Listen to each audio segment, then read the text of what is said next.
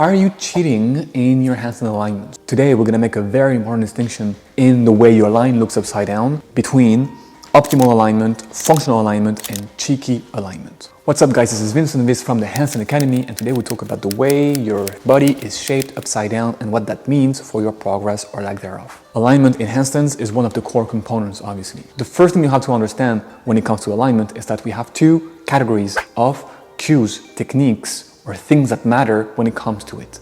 One are fundamental cues, which is if you don't do that, you will not hold a handstand. And the other are cosmetic cues, which is you are holding something, how can we improve the way it looks so that it looks better, more Instagram-like? Those two sets of techniques are very different, and many beginners and improvers who cannot yet hold themselves for long upside down or consistently are paying way too much attention to this box of cosmetic cues.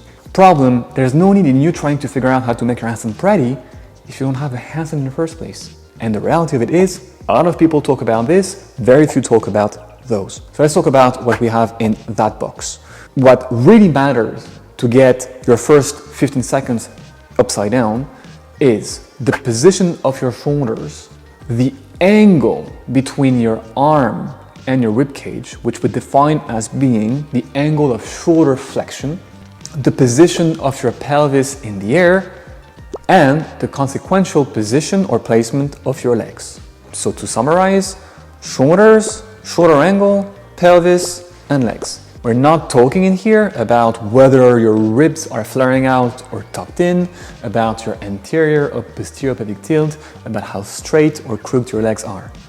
Nor are we speaking, by the way, about how far extended your neck is, how elevated or depressed your scapula is. None of those are actually essential to holding a handstand. They start to become important when we refine an existing handstand. And to differentiate the cosmetic from the essential, I have coined the term functional alignment that defines an alignment that one can hold upside down without the wall, from an optimal alignment, which obviously strives to achieve specific standards. There are 4 categories of alignments when it comes to handstands. 1. Optimal handstands, the one that look nice and beautiful.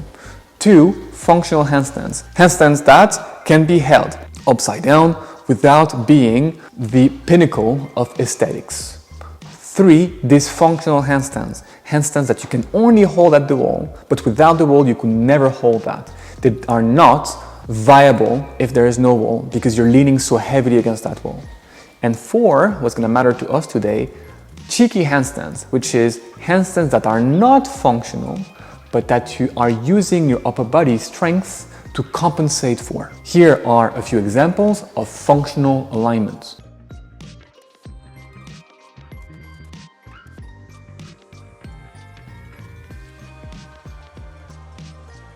These, on the other hand, are more optimal alignments. In these examples, I'm trying to make my body look a specific way.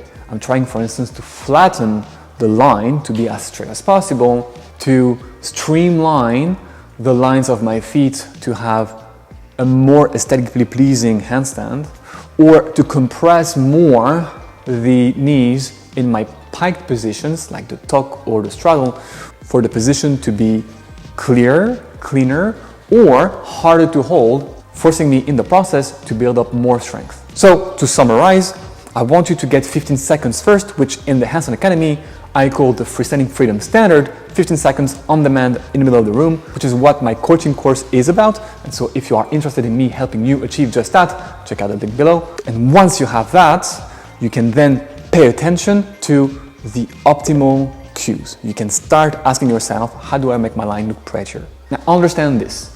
To hold a functional handstand, your shoulders need to be stacked over your hands. And very long story short, you basically want to have your shoulders stacked over the center of the hands. Check out this video for more details about the why behind that. Once we have this first foundation, we are then going to pay attention to, remember, the position of your pelvis and your legs. Once your shoulders are set in space, it is your lower body that matters to us. And for an alignment to be functional, we need some part of your lower body to be past vertical in this zone that we call overbalance or overshot. If your entire lower body is past vertical, chances are you are already falling down to the floor. And if your lower body is before vertical, in the undershot or under balance zone, chances are you are not in a handstand, or not at least in a functional handstand. So the recipe for a functional handstand is shoulders stacked over the hands and part of the lower body, pelvis, legs, or a combination thereof, past vertical.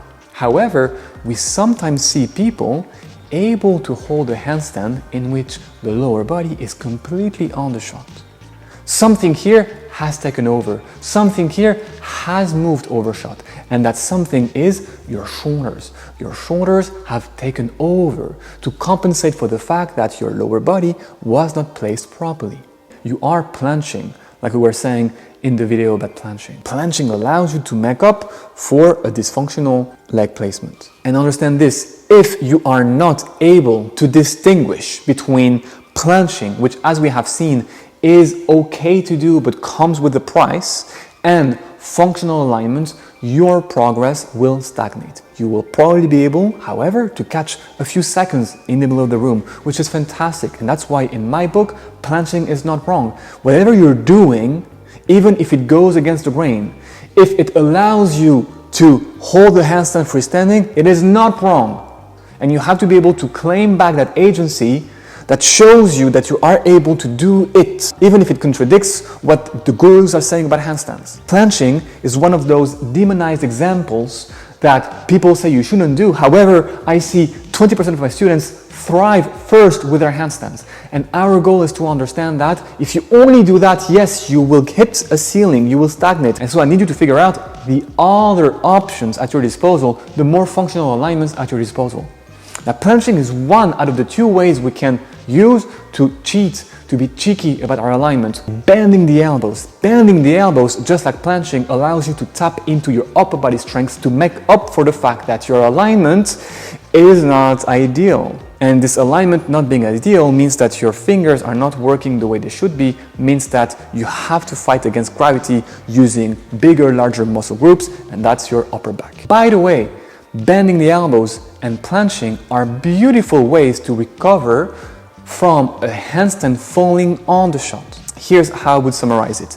If you're somebody who planches, who tends to have nothing in your lower body past vertical, you need to do less of it, and for that you need to do the drills we're going to see together to figure out what your handstand could be and the differences between planching and being functional. On the other hand, if you're somebody who stacks their shoulders very well and has the lower body placed properly, but you never fight for a falling handstand, you actually need a bit more of planche and or bent elbow work to be able to use your upper body strength when needed. That is, when you have failed at holding a handstand. And you know what? This is what we all do. We all fail at holding our handstands.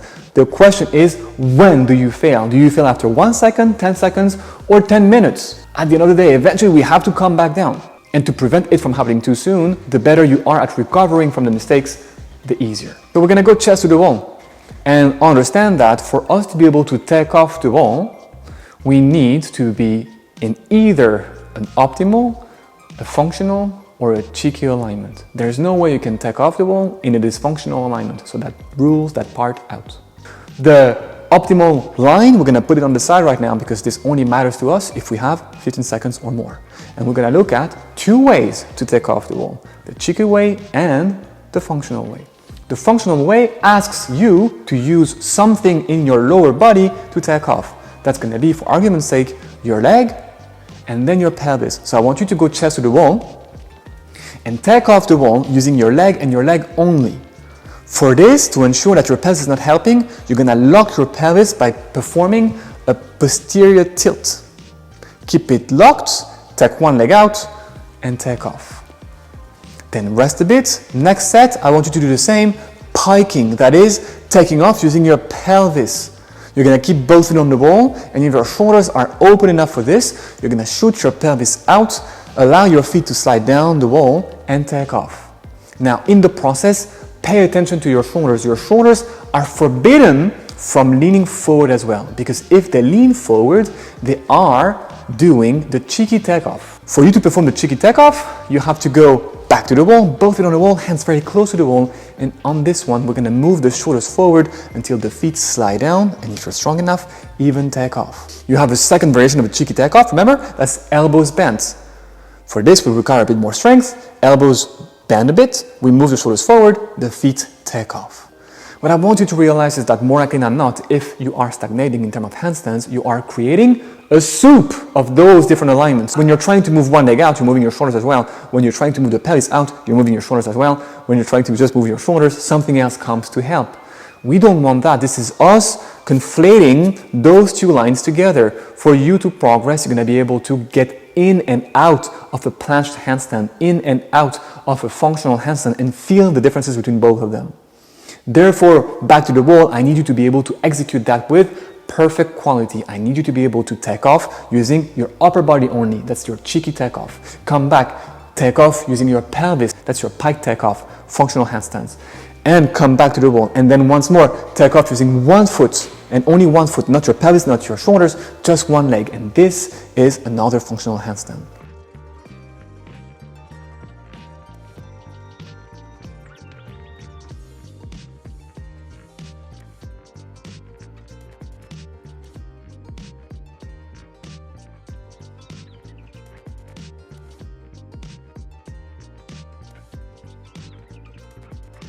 If that's easy, you can even spice it up by trying to move from one to the other. You take off using your leg, and once you're here, you migrate into a pike handstand. You come back to the wall. You start again. You take off using one leg. This time you move the shoulders forward and you try to stabilize while off the wall. This is, of course, super spicy. This is more so for improvers and intermediates. Or you can try to take off the wall in a planche handstand and correct that into a better alignment, a functional alignment. This is, again, super important. If you don't have 15 seconds yet, don't worry about whether or not your toes are pointed. Worry about the only 4 elements that matter when it comes to handstand alignment: shoulder position, shoulder angle, pelvis, and legs. Any question, let me know in the comments, and I'll see you soon.